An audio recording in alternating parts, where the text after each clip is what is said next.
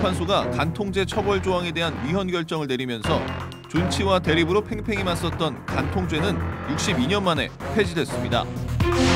이를 두고 여전히 의견이 분분한 가운데 간통죄를 대신할 보완장치에 대한 필요성도 제기되고 있는데요. 간통죄 폐지를 바라보는 한국 사회와 한국교회는 어떤 대안을 준비해야 할지 하나님의 법, 세상의 법에서 알아봅니다.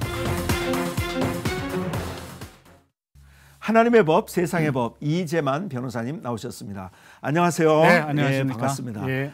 금요일이 아주 기다려집니다. 예. 아주 좋은 얘기들을 많이 해주셔서 예.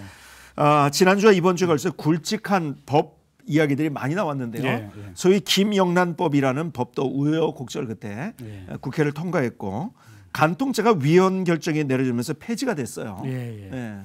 그 김영란법은 이제 이른바 김영란법이라고는 하는데 이게 이제 공직자들의 부정부패를 엄단하겠다는 취지로 만들어졌죠.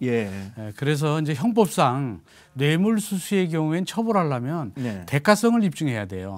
또 직무 관련성을 또 입증해야 되고. 근데 그게 상당히 이제 입증하기 어렵죠. 그렇죠. 대가 없이 받으면 처벌을 못했으니까. 근데 김영란법에서는 한 번에 100만 원 이상을 받기만 하면 무조건 처벌하겠다는 겁니다. 대가성이 없어도 직무 관련성이 없어도 그리고 1년에 300만 원이 초과되면 마찬가지로 김영란법에 의해서 처벌되죠. 그런데 이제 이 법을 만들다 보니까 너무 졸속이 돼서 그런지 실제적으로 법 규정은 명확해야 돼요. 왜냐하면 형사처벌을 해야 되니까 그렇죠. 이게 명확하지 않으면 이 검찰이나 이런 데서 불명확한 법으로 처벌하면 국민의 권리가 침해될 우려도 있죠. 그런데다가 뭐 언론도 뭐 포함이 돼 있으니까 그 대상에 사실 이제 언론의 자유도만 침해되는 게 아니냐 뭐 여러 가지 문제점을 갖고 있습니다.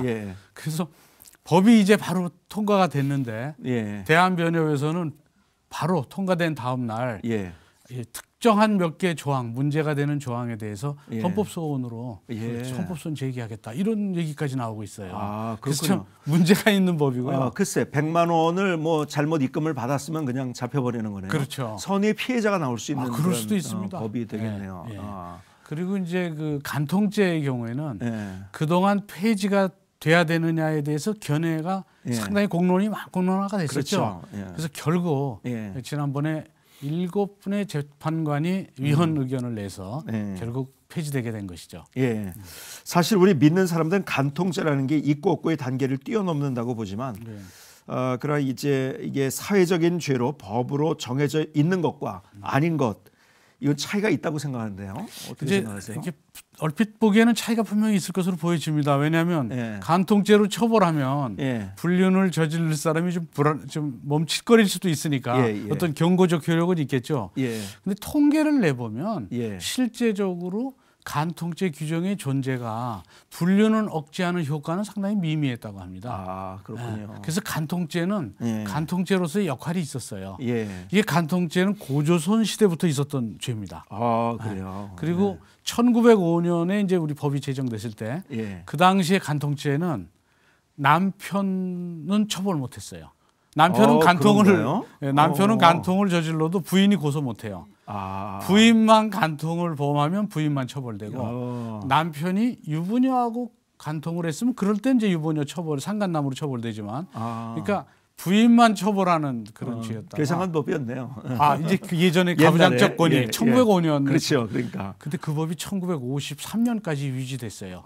그런가요? 그래서 1953년에 비로소 남편도 간통죄로 처벌되는 쌍벌죄가 도입됐어요. 그 쌍벌죄가 도입되고 며칠 되지 않아서 그동안 참았던 어느 주부가 간통죄로 남편을 고소해서 그때 법정에 그 남편이 간통죄로 재판을 받는다고 그래서 인산인해를 잃었다고 합니다. 구경한다고. 처음 보는 일이니까. 처음 보는 일이니까. 근데 이제 간통죄를 남편을 간통죄로 고소한 이유는 옛날엔 축출이혼이라고 결혼을 했다가 아내를 쫓을 수가 있어요. 이혼 뭐 칠거지약이 이래서 쫓아버리면 아무것도 받지 못하고 결국 사회에 나가면 경제적 자립이 어려웠죠. 그래서 간통죄로 고소하면 합의금을 받아서 그걸로 경제적 자립을 구했죠. 그래서 그런 경제적 자립을 받는 방편으로서 역할을 했었습니다. 그렇군요. 근데 1992년에 민법상 재산분할 청구권이라는 규정이 들어왔어요. 그래서 굳이 간통죄로 고소 안 해도 그 혼인 중 형성된 재산의 전업주부라고 하더라도 최소 30%를 받을 수 있고 예. 결혼 기간이 한 20-30년이 되면 거의 50% 상품을 받을 수 있어요. 그러니까 간통죄의 역할을 예. 재산분할 청구권이 예. 하니까 예. 이 간통죄라는 것은 예. 결국은 은밀한 개인적 사생활을 국가 권력이 개입해서 가정이 깨트려지기도 하고 예. 이 간통죄는 반드시 이혼 소송이 전제되는 예, 그렇죠. 거기 때문에 예. 그리고 또 하나는 이 간통죄로 인해서 이제 이혼하게 되면 원만하게 이혼돼서 그 후에도 서로 만날 수 있죠. 자식이 있으니까 예. 결혼식도 결혼도 해야 되고 그렇죠. 자식도. 예. 근데 간통죄로 고소를 해버리면 이혼 후에 후유증이 또 너무 커요. 그렇죠. 그래서 간통죄의 경고적 효력도 그렇게 크지 않고 예. 또 그 이혼한 후에 후유증도 크고 예. 그다음에 사회적 약자인 여성에 대한 재산을 분배해주는 역할도 예. 민법의 재산분할 청구권 규정이 하니까 예. 특별히 그 역할이 상당히 없어졌죠. 예. 그래서 폐해가 더 많다. 이래서 이제 그럴- 없어지게 된 거네요. 예. 더더군다나 전 세계적으로 예. 사실 입법례도 별로 없고 이제 그래서 결국은 이제 여러 가지 사유에 의해서 예. 결국은 폐지가 됐죠. 예, 그렇군요. 간통죄 폐지로 현재 계류 중이던 소송도 일제히 그럼 기각이 되는 건가요? 그렇죠. 이제 간통죄로 고소됐으면 예. 이제 법이 없으니까 처벌법이 예. 없으니까 예. 법 없으면 처벌도 없습니다. 예. 그러니까 그냥 무혐의 되는 것이고요. 그다음에 1심 재판 진행 중이면 예. 보통 이제 공소 취소를 하겠죠. 뭐 예. 검찰이 예. 공소 취소를 안 해도 뭐 어차피 공소기각 판결이 되니까 뭐 처벌을 할 수는 없는 거고요. 근데 1심에서 유죄 판결을 받아서 항소하고 있는 경우 예. 이럴 경우에는 항소심에서 재판에서 무죄 판결을 하게 됩니다. 예. 그리고 검사도 무죄를 구형해요. 법이 예. 없으니까. 예, 법이 없었으니까. 예, 무죄 구형하고 예, 예. 무죄 판결하고. 예, 예. 그러니까 예. 지금부터는 간통죄로 진행 중인 거는 전부 다 처벌하지 못하고 예.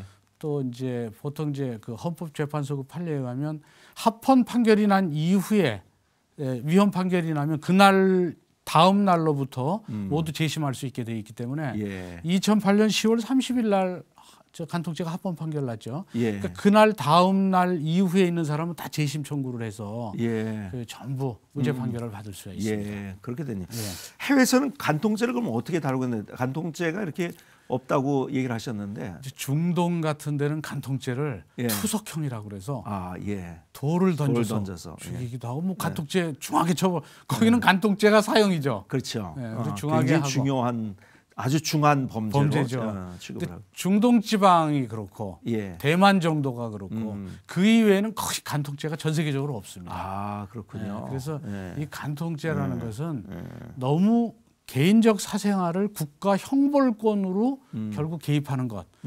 또 심지어는 왜 부부간의 이불 속 문제까지 국가 권력기관이 들어와서 들여다보느냐. 그렇죠. 그건 너무 심한 사생활 침해다. 예. 이런 얘기들도 많이 있었습니다. 예. 그래서 전 세계적으로 입법령 거의 없습니다. 근데 어쨌든 간통죄 폐지를 놓고 각계각층의 의견들이 분분해요. 네.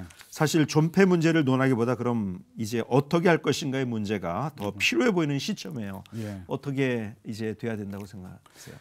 그러니까 이제 이 시대에 있어서 결국 부부 관계나 또는 이 가정이 과연 어떤 모습을 가져야 되느냐 예. 이런 점에 대해서 고민을 해야 될 때죠. 예. 간통죄가 없으니까 예. 이제 마음대로 예. 그 자유롭게 불륜을 저질러도 처벌되지 않는구나 하고 이렇게 무슨 어떤 족쇄가 풀린 것처럼 생각해서는 안 되는 것이죠. 그렇죠. 처벌 때문에 그렇게 예. 안 하고 하고가 돼서는 그렇습니다. 안 되는 거죠. 예. 그래도 가정이 어떤 모습을 가져야 예. 될지를 예. 고민해야 되고 예. 또 실제적으로 형사처벌은 안 되지만 예. 민사적인 책임은 여전히 남아 있습니다. 예. 그리고 예. 민사적으로도 예. 위자료 액수가 상당히 올라갈 가능성도 있어요. 예. 왜냐하면 예. 그동안은 간통죄로 처벌됐기 때문에 위자료 액수를 감안했지만 예. 간통죄로 처벌 안 되니까 예. 위자료 액수도 좀 올라가야 되고 예. 그래서 그런 것 때문에 민사 책임은 여전히 남아 있기 때문에 예. 이 시대에 있어서 가정이 가져야 될 모습, 부부 관계가 가져야 될 모습이 어떤 것인지를 고민하고